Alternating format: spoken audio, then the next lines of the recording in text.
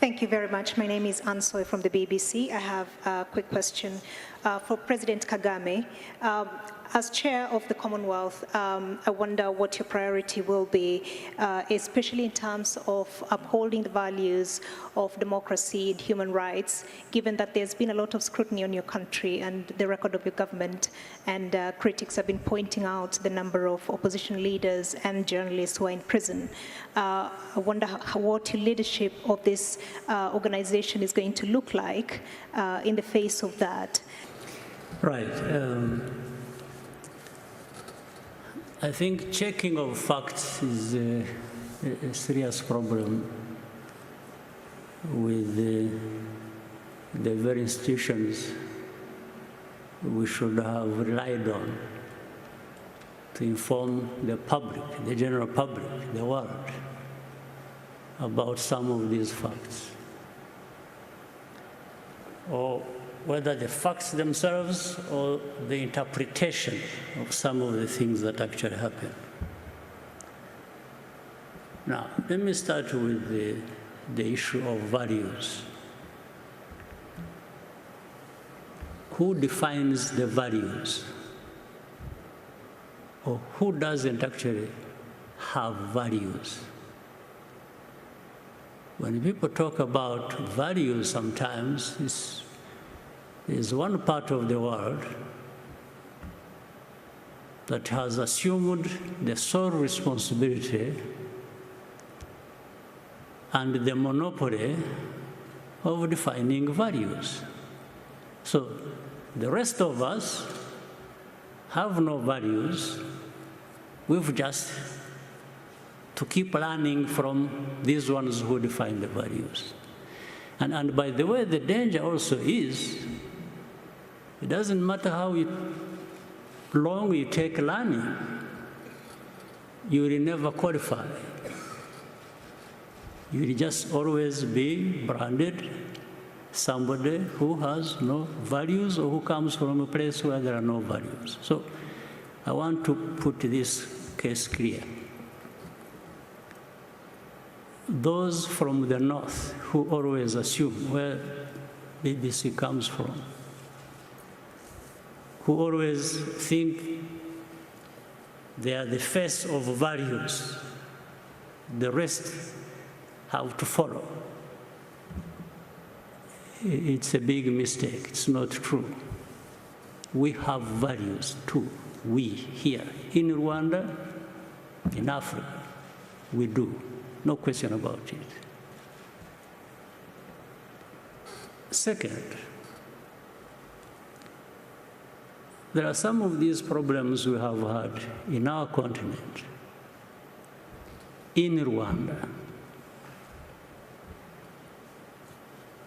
Those from the north who define or want to define values have been part and parcel of these problems we have been facing. Some of them have actually been the cause of the problems we face. But at the same time, like the genocide here that took place here in Rwanda, where 1 million people over were killed. Well, I remember, if your memory serves you well too, I'm not inventing anything. The debate that went on at the UN, it was like, you know, these developed rich countries, those who define values, simply took it like, these are just Africans killing each other. These debates were in the open. But you think that is true? You think the divide that actually led to this genocide was just a creation of Rwandans? Not the people from the north who actually divided this country? Told people to think of themselves as belonging to one ethnic group and the other to think as belonging to another ethnic group, and therefore they should kill each other. Not only are they different, but they should kill each other. Would you believe that? Would you tell me that the 20 million people, this is documented by other people, not by me, who were killed in the Congo, were killed by other Congolese in the old days of King Leopold? And you think all that just disappeared in a moment? Then you had the savages coming over and taking over their own countries and killing each other? And then the others assume the higher ground, they are up there in the north and keep pointing fingers at those of us and think we have no values and we just are there to, we don't respect freedoms, we don't respect human rights. Sure, do you think so? BBC, you think so? You take time, you broadcast, and from morning to evening, this is literally just abusing people. You're abusing Rwandans, you're abusing Africans, values. What values do you know, my dear sister, on behalf of BBC? So I want to assure you, there is nobody in the BBC or anywhere else thereabout who would be holding values better than we do here in Rwanda.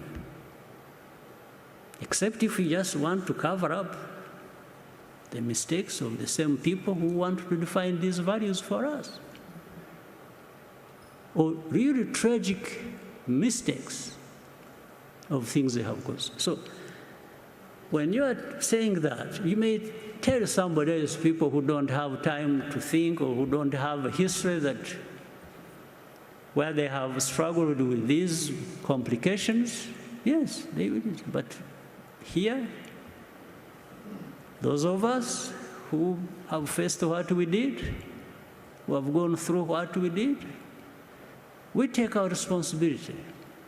Of course, genocide could not have happened just on the hands of others who brought it to us. No. We, Rwandans, have a responsibility. We have our share of the blame for it. But there are others who should take responsibility for that.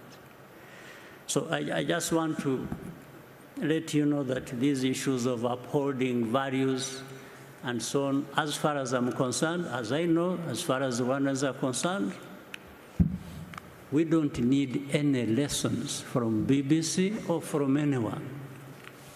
I tell you this with firm conviction. So,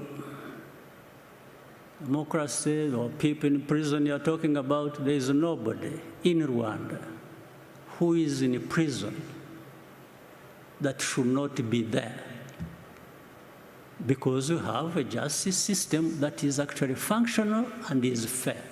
Let me tell you something instead. Actually, there are people who are not in prison who should be there.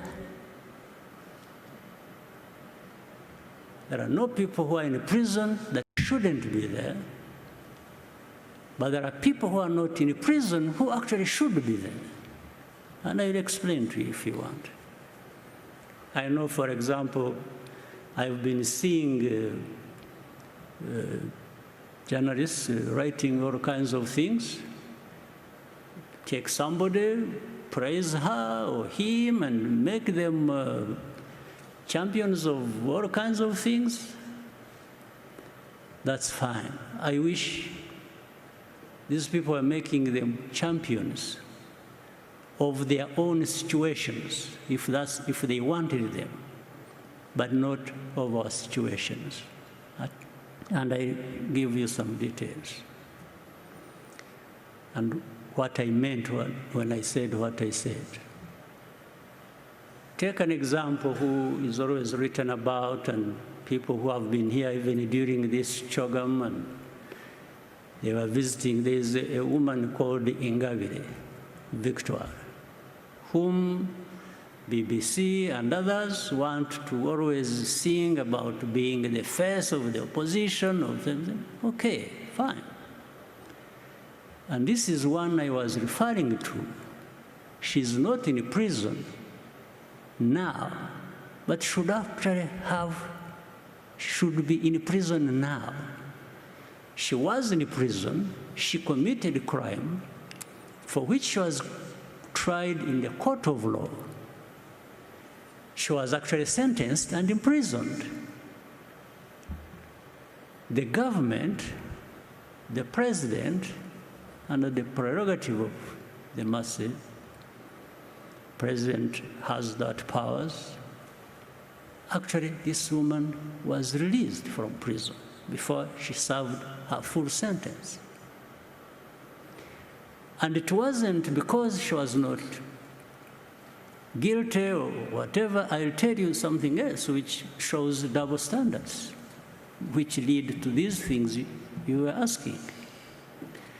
She was tried on the basis of evidence that was provided by European countries working with our own justice system. You see, it wasn't just done here. It was done between us and some European countries who provided evidence, corroborating with the evidence we had, and that's on the basis of which she was tried and sentenced and put in prison. Now, but some people decide to make that person an angel of freedom and democracy and something like that. Where does it come from? But she's out there. She's not in prison. But this I'm saying, she should actually be in prison if we hadn't just forgiven her. Okay, we forgive her to be out of prison so that you can pick her and pump her and praise her. Okay, that's fine. If that serves, but I wish it was serving something good for the country. That's okay. Then you have another person whom the very people I was referring to picked, praised, made her a celebrity, him a celebrity, made a hero of, made him a savior of, but I don't know even what he saved. Now, when he faces justice, there is evidence, irrefutable evidence. He was tried in the court of law publicly. Nobody questions the facts on which the evidence is based. But then say, no, you see, this one is, a critic of the president. No, you first answer these facts before you talk about your things that you want to use. And in fact, this person committed this crime with many others. There are about 21 people in the same case, all of them who pleaded guilty and are implicating this person, and this person was at one time their leader. These are people who were armed, waged violence against families of Rwandans. People were lost their lives. There are victims there. And then there's the one, this person, it comes from America, from Europe, and that this person, and in fact, what is interesting, they come and say, this person, we are not saying he's innocent, but he should be released. And then we ask them, say, okay, if you think he should be released, how about these others who are co-accused with this person who are also in prison? So in other words, they are saying, this person is special. We've made him special, so you should not question that. And then we say, okay, fine. How about the victims? The very people, families that lost their people on the hands of this person. They can't answer that, but they keep insisting. So anyway, let me try to cut. It was a loaded question, so trying to grapple with how to cut the answer short, but so the basis on which